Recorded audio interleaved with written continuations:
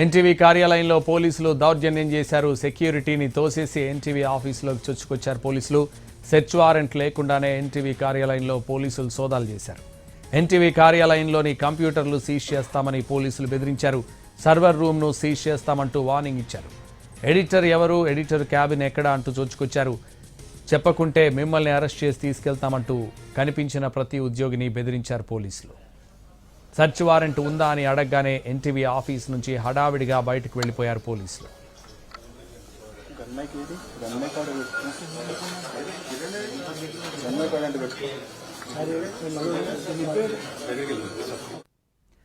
NTV కార్యాలయంలో పోలీసులు దౌర్జన్యం చేశారు. సెక్యూరిటీని తోసేసి ఎన్టీవీ ఆఫీసులోకి చొచ్చుకొచ్చారు పోలీసులు.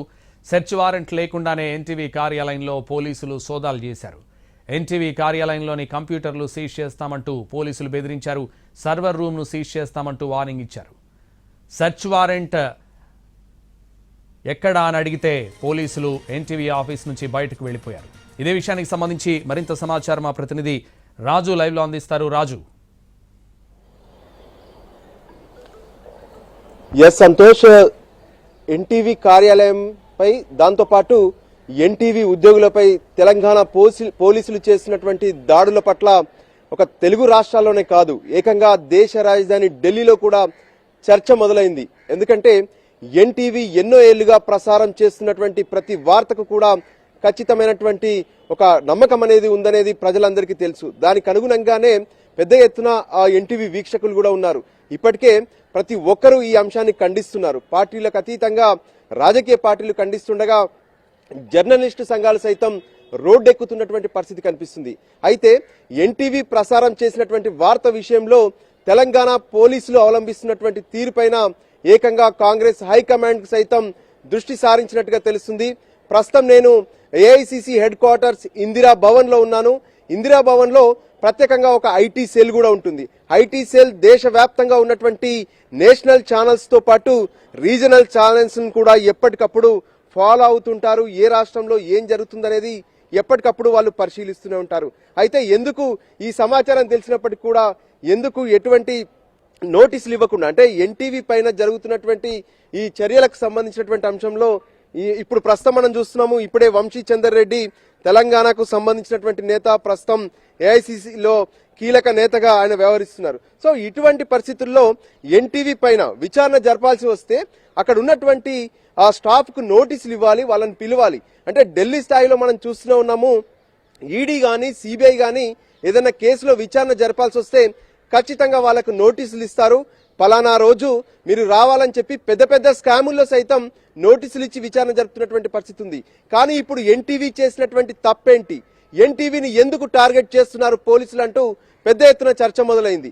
అంతేకాదు ప్రతిసారి కూడా పార్లమెంట్ సమావేశాలు జరిగినా, ప్రజల సమావేశాలు జరిగినా, ఇప్పుడు రాహుల్ గాంధీ లోక్సభలో ప్రతిపక్ష నేతగా ఉన్నటువంటి రాహుల్ గాంధీ ప్రజాస్వామ్యం గురించి చెప్తూ రాజ్యాంగాన్ని చేతబడుతున్నారు. సో అందులో ఖచ్చితంగా పత్రికలకు స్వేచ్ఛ ఇవ్వాలి, టీవీ ఛానళ్లకు స్వేచ్ఛ ఇవ్వాలని కూడా ఆయన చెప్తూ ఉంటారు.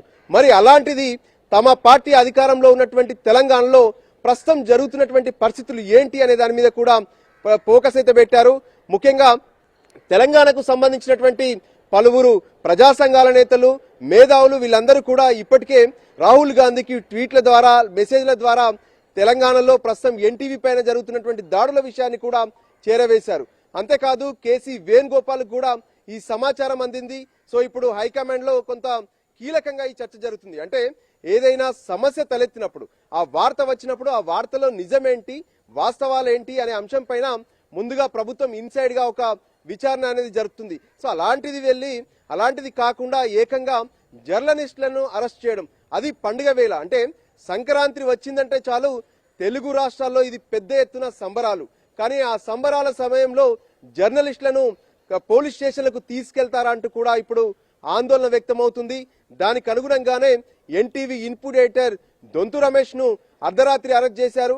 మరోవైపు పరిపూర్ణచారిని, సుధీర్లను, అంటే ఈ ముగ్గురిని అరెస్ట్ చేసి సిసిఎస్ కు తీసుకెళ్లడం. సో దీని వెనక కావాలనే ఎన్టీవీని టార్గెట్ చేస్తున్నారనే విషయాన్ని హైకమాండ్ దృష్టికి కూడా పలువురు తీసుకెళ్లారు. దానికి అనుగుణంగానే హైకమాండ్ సైతం ఈ అంశంలో కొంత చర్చించే అవకాశం కనిపిస్తుంది.